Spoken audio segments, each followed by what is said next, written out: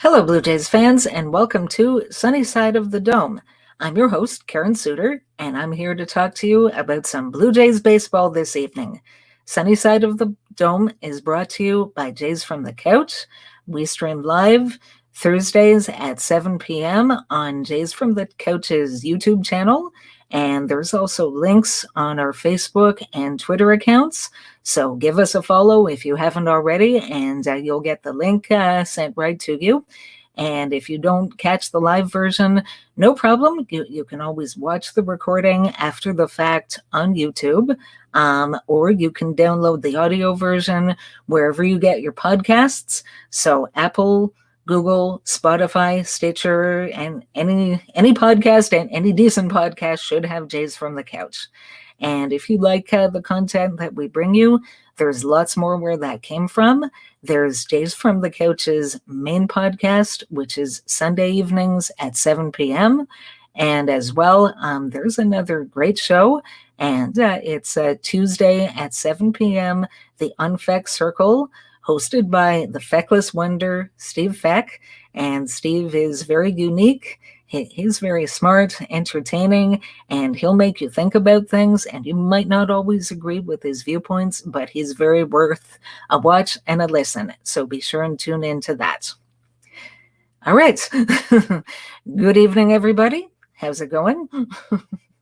So, yes, leading off a few things. So it's spring training time, and there are games underway. Hooray! It was great to be able to actually watch a Blue Jays game this past Sunday, and they had a pretty good showing. Really unfortunate that there haven't been any other games televised since then, and there aren't going to be at least as of the schedule right now, not until March the 12th. Which is, that's like a week from now. So it's really unfortunate, and I know a number of people who I also follow on Twitter feel the same way, and really not even any radio broadcasts. There was one today, not a Jays broadcast, but they played the Detroit Tigers. So if you were free and you got that feed, you could at least listen on the Tigers radio broadcast. But not sure what's going on there, if Sportsnet's making cuts, trying to save a little money, or I don't know what, but not the greatest thing for the fans, unfortunately. So spring training games, lots going on, lots to talk about. A disclaimer, which I always say anytime I'm going to start to talk about anything that's going on in spring training. As anybody who knows anything about baseball knows, spring training games, that they're exhibition games, they don't count for anything official in any kind of standings, and you really can't look at wins. Certainly for the team, wins and losses really don't translate to anything. As far as if you look at somebody, a team that had a good spring or a bad spring, and you just can't assume that that's going to translate to anything in the regular season for a number of reasons. I mean, it's not just your major league players that play during spring training. They might start a game and then play a few innings and get replaced. You're going to get a lot of your minor league players getting at bats and pitching and so forth. And these are some of these minor league players, maybe high prospects that have a good chance to break with the team. If not that year, maybe sometime in the future. But then you've got your other prospects too. So it's just you can't assume by looking at a win-loss record in spring training the caliber of the players that actually did or did not get it done. One thing I like to do when I'm looking at spring training and trying to get a feel for how our Toronto Blue Jays are doing is I like to look at the individual performances, particularly the guys that I know are going to be on the major league team, or that have a very good chance to be on the major league team, guys that might be on the bubble. So there are certain things that I'd like to try to see. I'd like to look for, and there've been some interesting things that have happened so far this spring. So the Jays, as a team, for interest's sake, they have a 2-2 record, and they actually had one tie. It was interesting that the tie, if you didn't know this already, they were playing at home in Dunedin, Florida, and the game only went 6.5 innings because the visiting Pittsburgh Pirates ran out of pitchers. So they were tied, and in theory, if it was a regular season game or whatever, they would have at least had the bottom of the inning to try to score a run and win. But yeah, Pittsburgh ran out of pitchers, and the game ended in a 2-2 tie. Oh well, what can you do? So yeah, looking at some individual performances, as I say. So Kevin Biggio, it sounds like he's going to get a lot of time, perhaps the majority of the time, for the time being anyway, playing third base, with Marcus Semien playing second base. And from what I keep hearing from the media that are down there covering the team, that Biggio has actually looked pretty good as a third baseman. So that's huge. I mean, going into the offseason, other than starting pitching, that was one thing that the Jays really, really needed. I mean, Vladimir Guerrero Jr. wanted another chance to be the everyday third baseman. He went down to winter ball. He played some third base, and I don't know if the Jays, seeing what they saw there and seeing him make several errors, if they just decided, look, enough is enough and we've got to put the team first. But yeah, they've apparently told Vlad, go out and learn to be a Gold Glove first baseman, and that's seems to be like the majority of the time that's how they're going to use him, and that's probably for the best. So if Biggio is your third baseman and he's doing well, that'll go a long way to hopefully some success for the Jays once the regular season rolls around. Excuse me a moment.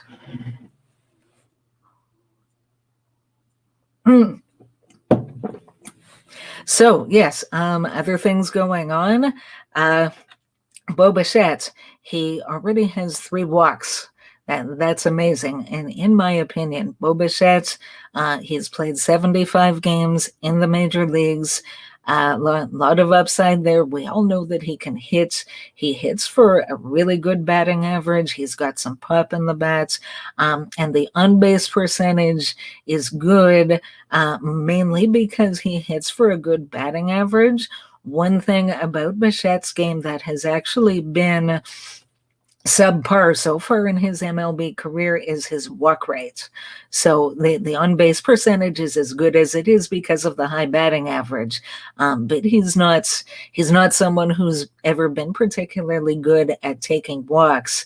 And for him to develop some patience to lay off of bad pitches outside of the strike zone, it's really only going to benefit him and the team, because not only will his on-base percentage go up, but if he lays off pitches out of the strike zone, then pitchers, they're either going to be walking him or they're going to have to come into the strike zone. And we know what happens when Bo Bichette swings at pitches in the strike zone. He does pretty well. So another nice positive development was Robbie Ray and the start that he had a few days ago. So he pitched a couple of innings. He threw 26 pitches, 24 strikes. Can I get a hallelujah? I mean, we all know by now Robbie Ray and his makeup. I mean, he's someone, he has a good arm. He does very well striking out major league hitters, and he needs to just keep himself and his pitches in the strike zone for him to be consistent and successful. And if he can continue that, or anything close to that success as far as the command, then he could be a really good re-sign. And he's one guy that really has a chance to contribute to the Jays and future success, hopefully. So, before I move on to the heart of the lineup, I wanted to make one quick note. So, if any of you were watching the Unfact Circle this past Tuesday, or any of you who might follow me on Twitter, you'll know that a couple of days ago, I was really frustrated because some people who I follow were receiving their Kevin Biggio bobbleheads. And unfortunately, I got a message from Canada Post that said that mine was delivered. Well, I went and checked my mail, no bobblehead. What the heck is going on? And I didn't know what happened, and I only assumed that it had disappeared. Maybe someone else had taken it. Anyway, Kevin Biggio has been found. The silly mailman actually put the bobblehead in the wrong mailbox, but I'm happy now. I have my bobblehead, and I want to say a special thank you to the superintendent in our building who really went the extra mile and helping find it and helping keep it safe until we got home from work and were able to claim it. So, yay. All right, now on to the heart of tonight's lineup. So I wanted to circle back. The last couple of shows I've focused mainly on positions. I did a show on the outfielders, and before that I focused on the infield. So I want to circle back to some pitchers. Now, I've talked in the past about some pitchers that are more about the here and now, the MLB veterans that, if they're going to help the Jays in 2021, need to have some bounce back seasons like Robbie Ray and some of the others, as well as the young pitchers. Some of them are still officially prospects. Some of them graduated this past season and are now MLB players and not prospects. But some of the names we've talked about: Anthony Kay, Thomas Hatch, Julian Merriweather, Trent Thornton, TJ Zoik, and even Nate Pearson, who some people kind of automatically pencil him into the starting rotation, and I'd love to have him there because I've seen him pitch, and when he's at his best, he can dominate. He can dominate at every level. But unfortunately, there's been some inconsistency. Now we hear that he has a bit of an injury, and they're not quite sure how serious it's going to be. He has a strain, so he's shut down for now, and they're hoping it's not going to be a long-term thing. But anyway, so those are the names that a lot of people talk about when they think about some immediate help or even in the near future. I wanted to move on a little bit from that and talk about some other names that might be worth keeping an eye on. So, a moment.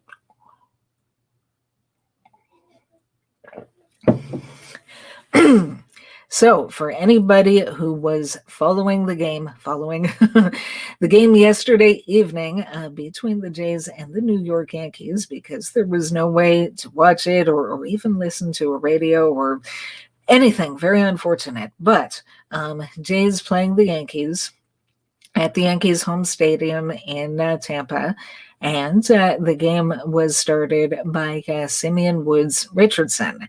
So we've all probably heard about Woods Richardson. He's one of the two pitchers, along with Anthony Kay, that the Blue Jays got when they traded away Marcus Stroman at the deadline in 2019. They traded him to the Mets, and they got these two pitching prospects in return.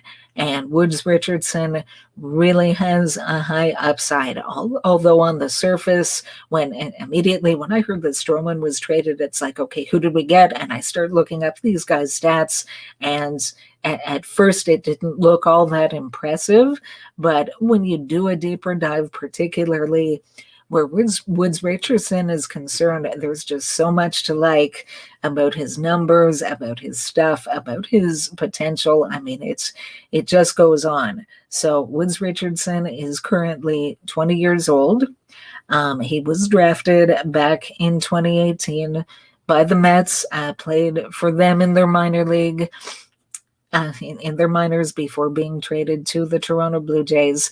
And then he made it in 2019 as high as the high A-ball affiliate, which at the time was the Dunedin Blue Jays. So, I mean, he's very advanced, for his age. And if you look at that and think, oh, well, did he struggle playing against some older guys? No, just the opposite. He's posted good numbers. Any level that he's pitched at, his ERA in the minors is 3.48. His FIP is even better than that. His FIP at every level that he's pitched at has been under 3. So that's really impressive. Walk rates, very good. Walks per 9 innings has averaged 2.0, so that's quite good. Good command. Strikeouts, double digits. Strikeouts per 9 innings has been 11.1. So yeah, it just goes on the things that he's been able to do in the minors and at a relatively young age. When you look at what he features, he throws fastball, curveball, slider, changeup. And those that know in MLB Pipeline grade all 4 pitches as being above major league average. In addition to that, his control is 60 grade with, I don't know if you know about the grades or you don't, it's ranked between 20 and 80 with 50 being considered major league average, and his control is ranked 60. So it's a full grade above average. That's a combination that you don't always see, and it's actually fairly uncommon. I mean, how many times have you heard, well, that this guy has some really good stuff, but his challenge is learning to throw strikes. And then you've got your other pitchers who, maybe they don't light up a radar gun or their overall stuff isn't the best, but they're very smart. They know how to pitch. They have good command, and they don't walk guys and stuff like that. So finding somebody with both skills is it's pretty exciting, and it's great to think about this young man's future. So last night he starts the game pitching against the Yankees, and it wasn't a bunch of their minor leaguers. It was the Yankees star lineup with DJ LeMahieu, Aaron Judge, Giancarlo Stanton, Gleyber Torres. I mean, their stars were in that lineup. And Woods Richardson, he pitched 2 innings. He didn't allow a run. He didn't even allow a hit. And he got 1 strikeout. So I'm pretty darn happy with that, and I think that he should be too. And the other thing, if you want more reasons to like this young man, everybody was talking about him working quickly, that he got the ball and he would throw it. He didn't take a lot of time in between pitches, and you look at a lot of pitchers who have been successful. When I think about guys who work quickly, the first name that comes to my mind, the late, great Roy Halladay. He used to work quickly.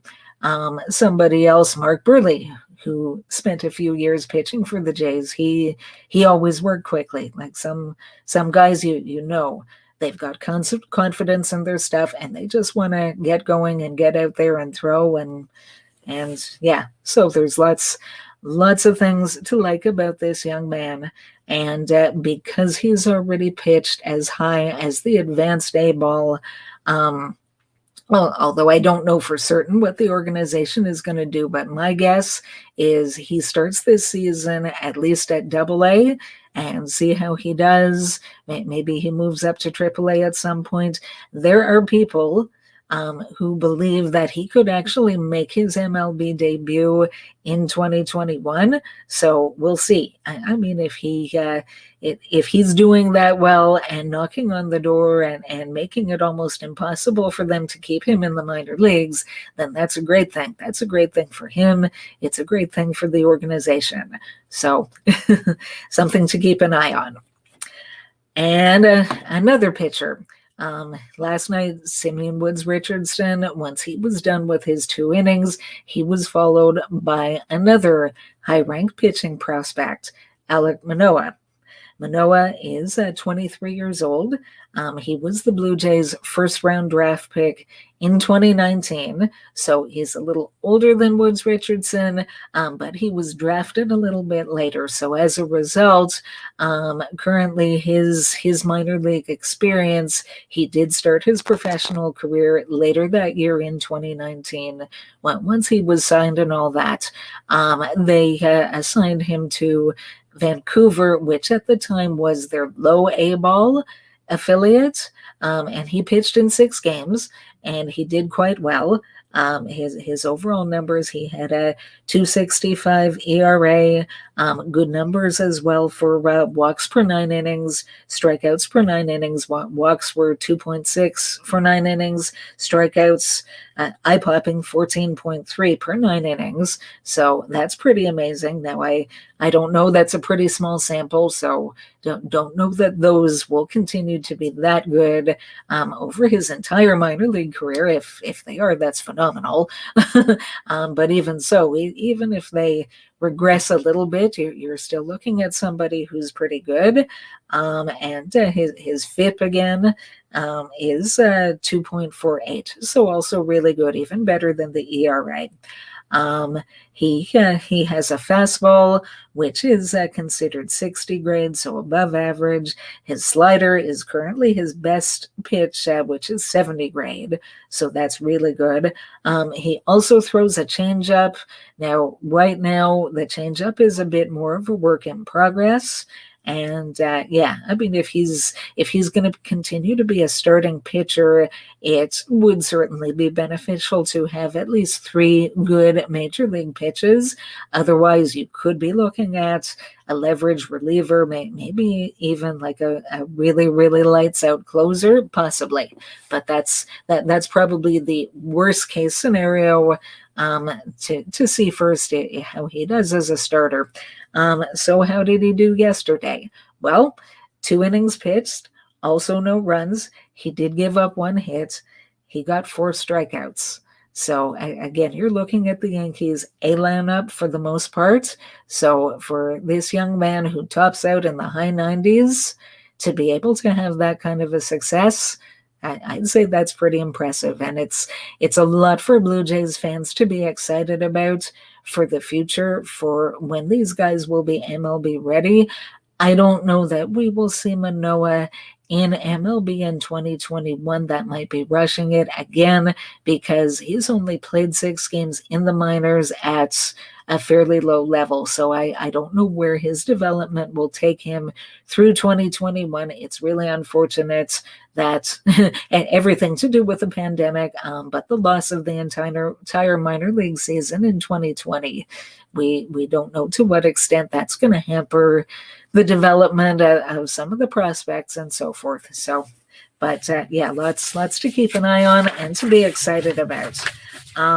So a couple more names that maybe a lot of people aren't necessarily thinking about, but some couple of guys to keep an eye on who might be able to help more than a lot of fans might be thinking about. Everyone remember Elvis Luciano? He was the Rule 5 draft pick back in 2019. He came to the Jays at the age of 19, and really that they were able to select him in the Rule 5 draft due to a technicality, when really, when you think about it, this young man who prior to 2019 had never played ahead of rookie ball, really had no business being in Major League Baseball. So for him, he played in 2019. They had to keep him in the majors all season, other than he did spend part of the year on the disabled list. It was called the disabled list back then. He pitched to a 535 earned run average, and when you consider that he skipped 5 levels of development from rookie ball all the way up to the highest level of competition in the major leagues, I actually find that fairly impressive that he was able to do as well as he did do. I think it says a lot about his talent and his composure that he could do what he did. So anyway, yeah, that was 2019. Didn't play with the Jays, the major league team, at all in 2020. Excuse me a second. Yeah, didn't play in 2020. If there'd been a minor league season in 2020, needless to say, they would have had him down there and working on his development and hopefully working back to a point where he could be in the majors and be a legitimate major leaguer who was ready. And this spring training, from what I've heard, Pete Walker has told members of the media, Luciano, who he's now 21, I believe. He just turned 21 not that long ago. He's filled out physically. He's also improved his slider.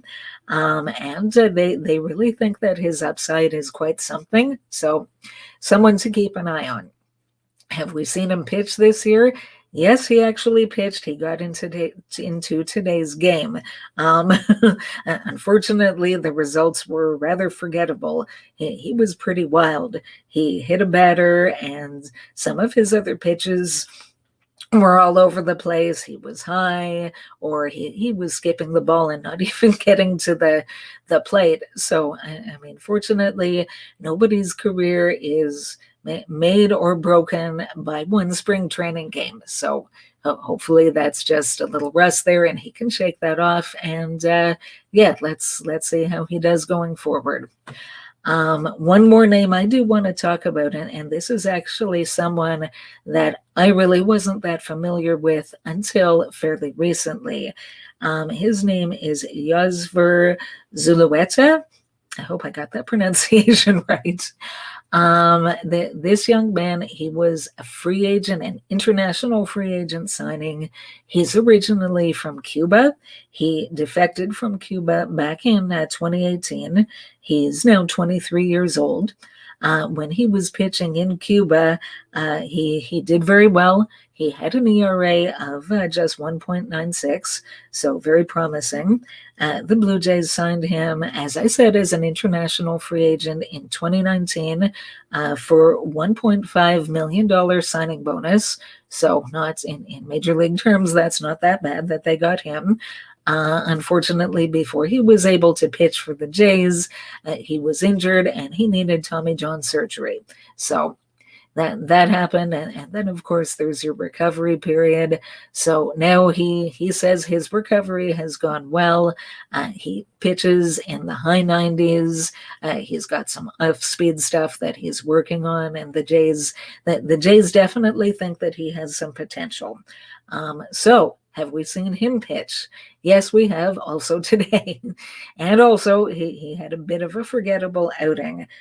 His command wasn't there. He gave up some runs. And after the game, Charlie Montoyo commented that, well, his command was off, but they really liked what they saw in terms of the stuff, just the quality of the pitches, so both the fastball and even his off-speed breaking stuff. So if he can get that together, and again, hopefully one outing is not necessarily how he will do going forward, and I'm interested to see him pitch again, get into a few more games in the spring, and see where he ends up in the minor league system, and maybe we've really got something there.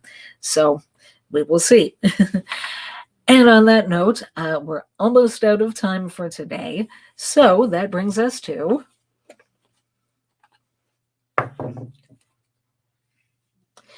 3 Blue Jay colored glasses.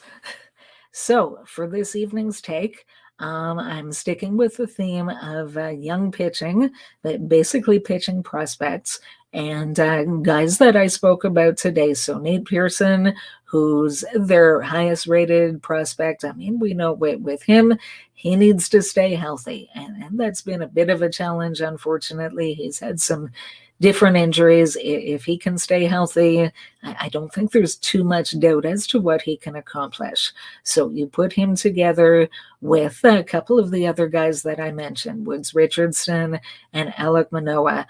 I think the Jays could really have something special in this young trio of arms.